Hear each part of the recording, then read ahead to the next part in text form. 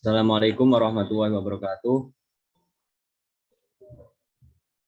Yang terhormat Ibu Azizatur Rahma, MA, selaku pengampu mata kuliah Bahasa Indonesia, dan teman-teman dari Prodi Ekonomi Islam A1 yang saya banggakan. Pada hari ini saya selaku moderator yang akan memandu kegiatan presentasi dan diskusi dari kelompok 2 untuk materinya, yaitu tentang Bahasa Indonesia yang baik dan benar. Dengan anggota saya Muhammad Naim, nomor NIM 21050260001. Saya Naya Tunisa dengan NIM 21050260003. Saya Fuji Rodatul Haniah dengan 215026002. Saya dengan Muhammad Alvin Rufaiz dengan NIM 21050026006. Saya Alifiata Yudamayanti dengan NIM 21050260020. Saya Zumrotul Ulia dengan NIM 2105026042.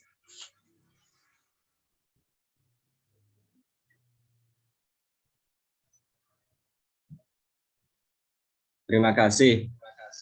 Sedangkan rangkaian acara yang akan kita lewati pada presentasi dan diskusi kali ini adalah tentang Bahasa Indonesia yang baik dan benar. Pertama, sesi pembukaan. Yang kedua, sesi penyampaian materi. Yang ketiga, sesi diskusi. Yang terakhir, sesi penutup. Mari kita buka diskusi kali ini dengan bacaan basmalah. Bismillahirrahmanirrahim. Untuk sesi selanjutnya yaitu penyampaian materi. Untuk materi pertama akan disampaikan oleh Mbak Alivia Artahayu Damayanti. Kepadanya saya persilahkan. Baik, di sini saya akan menyampaikan materi yang pertama, yaitu hakikat bahasa Indonesia yang baik dan benar. Menurut Zainal Arifin S. Amran Tasai, pemahaman dan penentuan terhadap bahasa Indonesia yang baik dan benar perlu diketahui oleh penuturan bahasa Indonesia. Ini tidak jauh berbeda dari apa yang kita katakan dengan bahasa baku. Kebakuan suatu kata sudah menunjukkan masalah benar suatu kata itu. Walaupun demikian, masalah baik tentu tidak sampai pada sifat kebakuan suatu kalimat, tetapi sifat efektifnya suatu kalimat. Pengertian bahasa Indonesia yang baik adalah penggunaan bahasa menurut situasi pemakaiannya. Sementara itu, bahasa Indonesia yang benar adalah penggunaan bahasa sesuai dengan kaidah atau aturan bahasa. Penggunaan bahasa yang baik dan benar sebenarnya adalah upaya menggunakan bahasa sebagai sarana komunikasi sebaik mungkin sehingga tidak menimbulkan salah persepsi pada pendengaran atau pembaca.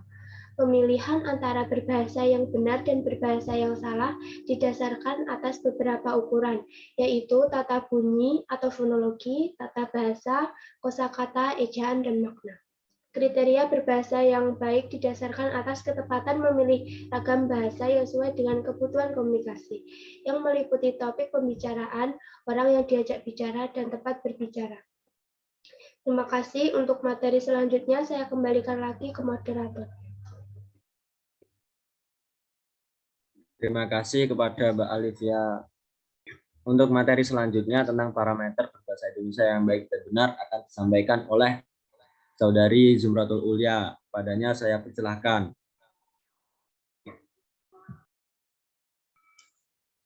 Materi yang kedua yaitu parameter berbahasa Indonesia yang baik dan benar. Untuk mengetahui apakah seseorang sudah berbahasa Indonesia yang baik dan benar, maka ada dua parameter. Apa parameter? Parameter adalah tolak ukur. Tolak ukurnya yaitu pertama, pergunakanlah bahasa Indonesia yang baik. Ini berarti bahwa bahasa Indonesia yang baik adalah penggunaan bahasa yang sesuai dengan faktor-faktor penentu dalam komunikasi. Apa saja faktor-faktor penentu tersebut?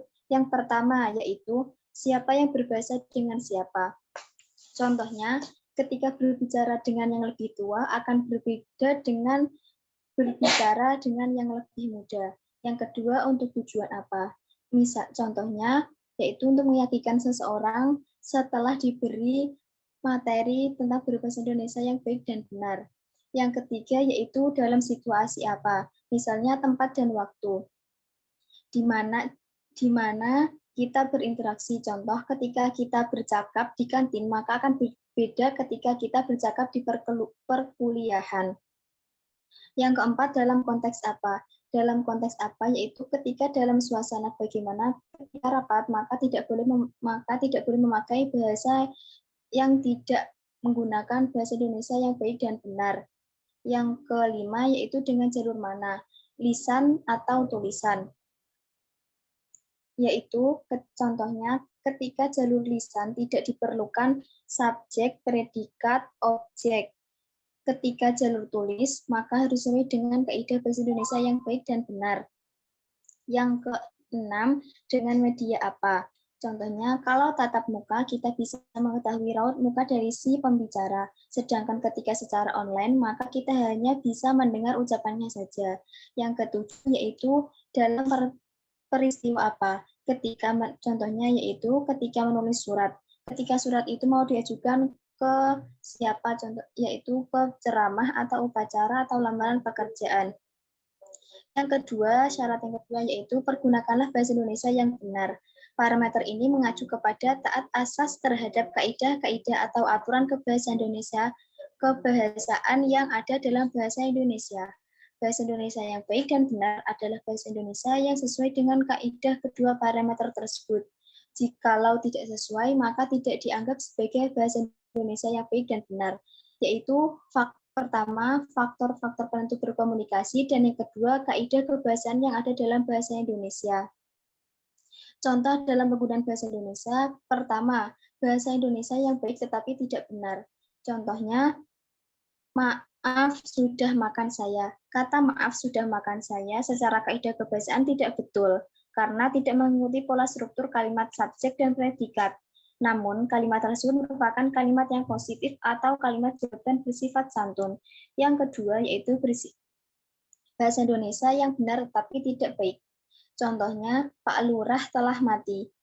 Kata Pak Lurah telah mati secara kaidah kebahasaan telah betul. Kalimat tersebut sudah menggunakan subjek dan predikat. Namun, kata mati tidak sesuai dengan manusia. Yang lazim dengan manusia yaitu kata meninggal.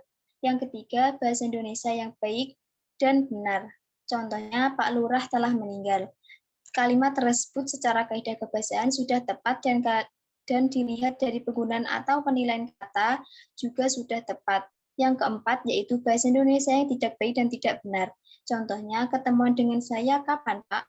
Kalimat ini sering digunakan dalam komunikasi pesan WhatsApp seorang mahasiswa kepada dosennya. Penggunaan kalimat ini secara kaidah kebahasaan salah, karena struktur kalimat tanya seharusnya diawali dengan kata tanya, bukan kata tanya berada di belakang kalimat.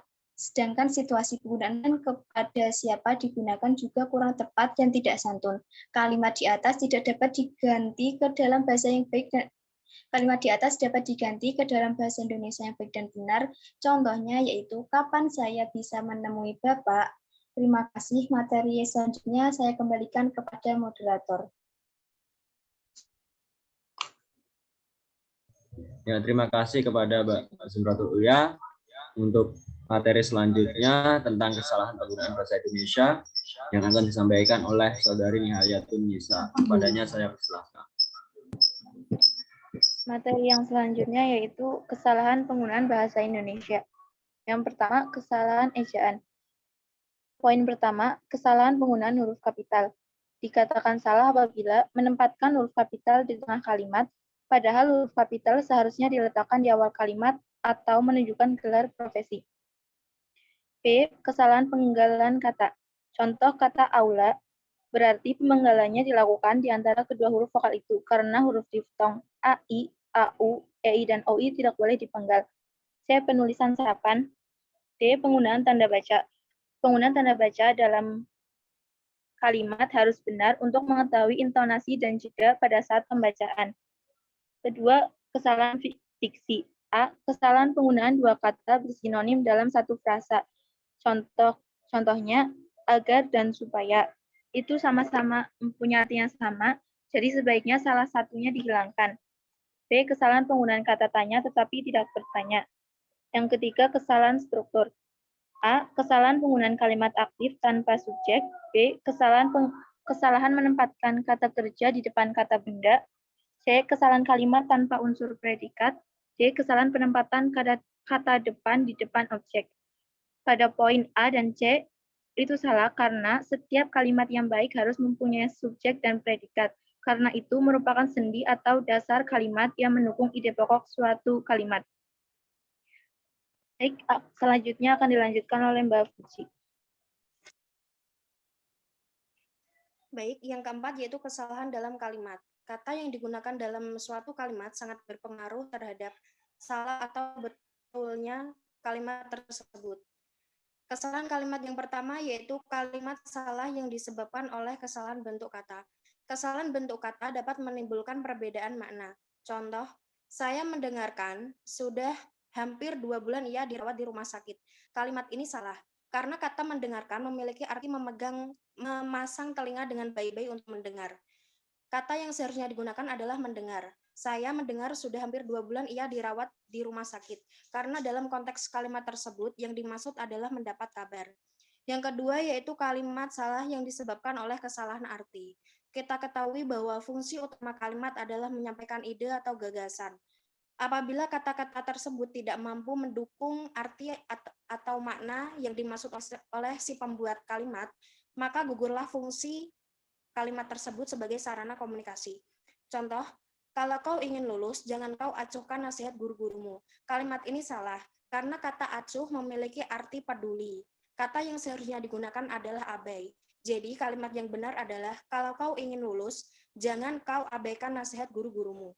Yang ketiga yaitu kalimat salah yang disebabkan oleh kesalahan fungsi. Contoh, bagi yang tidak berkepentingan dilarang masuk. Kata bagi dalam kalimat tersebut tidak memiliki fungsi.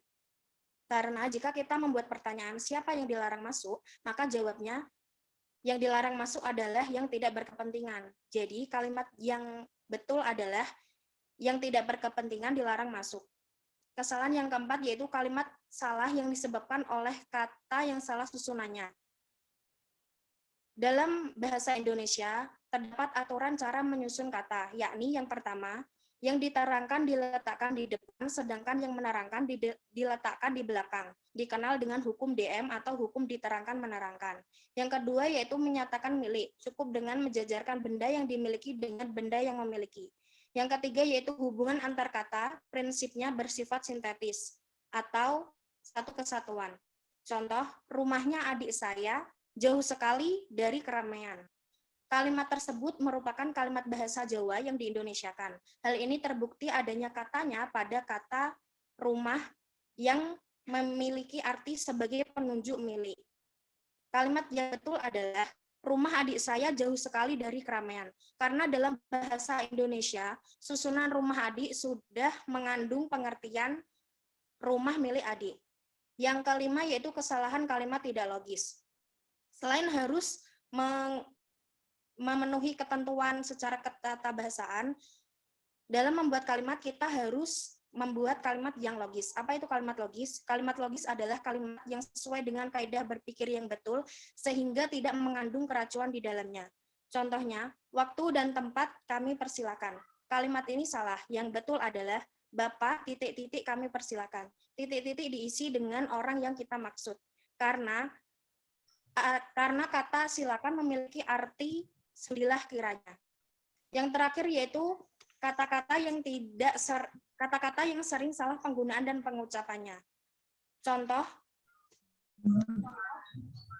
Contohnya yaitu mesin ketik ini kurang enak digunakan. Tolong benarkan. Kalimat ini salah. Yang betul adalah mesin ketik ini kurang enak digunakan. Tolong betulkan. Karena kata benar dan betul memiliki makna yang berbeda. Benar artinya sesuai dengan kenyataan, sedangkan betul artinya tidak salah. Selanjutnya saya kembalikan ke moderator. Terima kasih kepada Saudari Puji.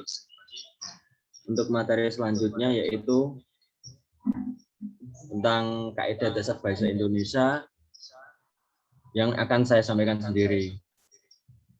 Bahasa Indonesia memiliki beberapa kaidah dasar yang menjadi ciri khas. Yang pertama, hukum diterangkan menerangkan atau biasa disingkat DM adalah kata yang diterangkan harus berada sebelum kata yang menerangkan. Kata yang bersifat menerangkan memiliki fungsi pelengkap atau penjelas dari kata yang diterangkan. Semisal, ini hari, sakit rumah, itu adalah kalimat yang tidak memakai hukum diterangkan menerangkan. Jika memakai hukum diterangkan menerangkan, maka adalah hari ini, rumah sakit, lain-lain.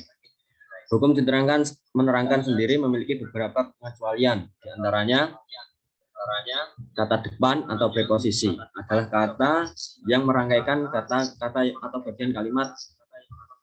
Ada banyak kata depan biasanya dipakai adalah di, ke, dari. Contoh, ibu pergi ke kantor. Yang kedua, kata bilangan adalah kata yang mengekspresikan jumlah dari objek atau urutannya secara berurutan. Contoh, ayah membeli 3 ekor ayam. Yang ketiga, kata keterangan ialah jenis kata yang berfungsi untuk memberikan keterangan pada kata lain, seperti kata kerja, kata sifat, dan kata bilangan. Contoh, saya berangkat tadi malam. Selanjutnya yaitu kata kerja bantu, adalah kata kerja yang digunakan untuk membantu kata kerja lain dalam membentuk struktur kalimat yang lengkap dan memiliki fungsi tata bahasa.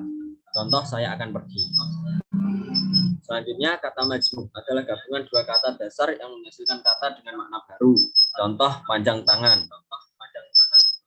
Selanjutnya, kata majmuk dari bahasa asing. Contoh, Perdana Menteri. Kaidah dasar selanjutnya yaitu tidak mengenal perubahan kata benda akibat proses penjamakan. Penjamakan kata benda dalam bahasa Indonesia tidak perlu menggunakan kata ulang. Kaidah dasar selanjutnya, tingkatan pemakaian bahasa. Bahasa Indonesia tidak mengenal tingkatan pemakaian bahasa. Berbeda dengan bahasa Jawa yang mengenal tingkatan bahasa dalam penggunaannya. Untuk materi selanjutnya tentang kaidah penting bahasa Indonesia akan disampaikan Saudara Alfian Nur Faiz. Kepadanya saya persilakan. Untuk moderator, untuk materi selanjutnya akan saya sampaikan itu kaidah penting bahasa Indonesia. Penggunaan kaidah-kaidah penting yang dapat dijadikan panduan dalam penulisan ilmiah adalah atau penulisan formal lainnya. Bentuk alasan dan karena yang hadir dalam satu kalimat sekaligus merupakan fakta atau kelewatan di dalam linguistik atau ilmu bahasa. Bentuk maupun tidak boleh digunakan secara sendirian, tapi harus digunakan korelatif. Bentuk meskipun tetapi tidak boleh muncul dalam sebuah kalimat. Alasannya pemakainya bentuk berbahasanya demikian itu merupakan pelanggaran terhadap prinsip penyusunan kalimat majmuk bertingkat dalam bahasa Indonesia. Bentuk konjungsi dan sama sekali tidak dapat berfungsi sebagai konjungsi antar kalimat. Konjungsi antar kalimat adalah konjungsi yang bertugas menghubungkan ide dalam sebuah kalimat dengan ide pokok lainnya. Bentuk lantaran adalah bentuk yang hanya boleh hadir dalam bahasa ragam lisan. Ini merupakan bentuk yang tidak baku. Kaidah bentuk dan maka. Bentuk dan maka adalah bentuk yang salah kaprah dalam bahasa Indonesia. Bentuk maka harus diubah menjadi bentuk maka dari itu. Bentuk masing-masing di dalam linguistik merupakan kata berkategori nomina kata benda. Bentuk yang serupa nomina demikian itu tidak mungkin dapat didahului oleh nomina yang lain dalam raga bahasa baku. Masing-masing plus verb kata kerja tiap-tiap atau setiap plus nomina atau kata benda. Kaidah 4. Kaidah 8 bentuk sehubungan dengan hal itu maka bentuk sehubungan dengan hal itu maka adalah bentuk kebahasan yang salah karena di dalamnya terdapat sebuah fakta redundansi. Kaidah 9 bentuk alih-alih. Bentuk alih-alih adalah konjungsi subordinatif yang tidak boleh dilewatkan diletakkan di awal kalimat. Kaidah 10 bentuk ketika maka. Bentuk ketika maka adalah bentuk kemubaziran. Pemakaian bentuk ini dalam sebuah kalimat majmuk merupakan sebuah pelanggaran. Kaidah 11 bentuk dengan begitu maka dan karenanya maka bentuk-bentuk itu berfungsi untuk menyimpulkan atau membuat kesimpulan. Kaidah 12 bentuk tidak melainkan. Bentuk tidak melainkan merupakan bentuk korelatif yang tidak benar dalam bahasa Indonesia. Baik, terima kasih. Waktu saya kembalikan ke moderator. Ya, terima kasih. Sekian untuk materi kali ini. Selanjutnya adalah forum diskusi. Silahkan yang ada kritik maupun saran untuk disampaikan. Saya akan memberikan sedikit masukan buat Mbak Zumratul Ulia. Penyampaian materinya sudah bagus, tapi jangan terlalu cepat-cepat agar bisa dipahami. Terima kasih.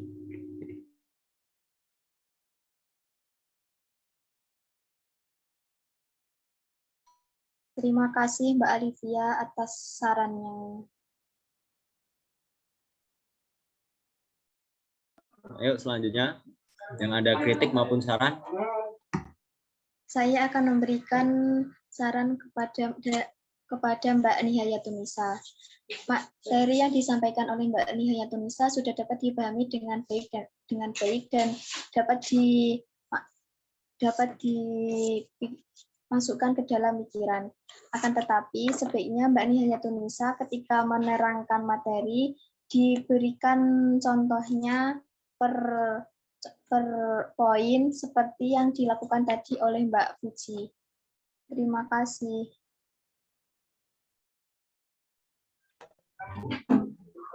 Yuk, bila ada kritik maupun saran, silahkan. Saya akan memberikan masukan untuk Saudara Ainun Naim. Untuk cara penyampaiannya sudah jelas, runtut, tidak bertele-tele. Kekurangannya adalah dari segi cara mengingatnya. Saudara Ainun Naim masih membaca naskah materi. Ini dibuktikan dengan Mas Ainun Naim masih melihat ke bawah, tidak melihat ke kamera. Terima kasih.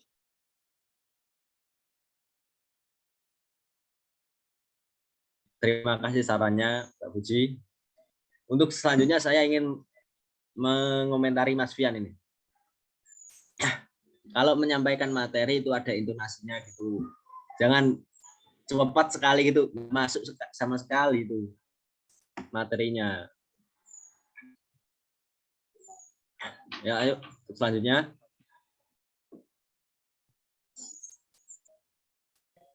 Baik, saya akan mengomentari dari penyampaian dari Mbak Alivia. Untuk penyampaiannya sudah bagus, sudah bisa dicerna oleh pikiran dan bisa udah masuk akal lah. Ya nggak ada yang kurang atau apapun. Cukup sekian itu aja. Sudah. Apa ada lagi yang ingin mengkritik? Ayo, jika sudah jawab sudah. Sudah. Ya, mari kita akhiri diskusi kali ini dengan bacaan hamdalah. Sebelumnya, jika saya penyampaian materi ataupun ada kekurangan, saya mohon maaf selaku moderator. Sekian, terima kasih. Wassalamualaikum warahmatullahi wabarakatuh. Waalaikumsalam.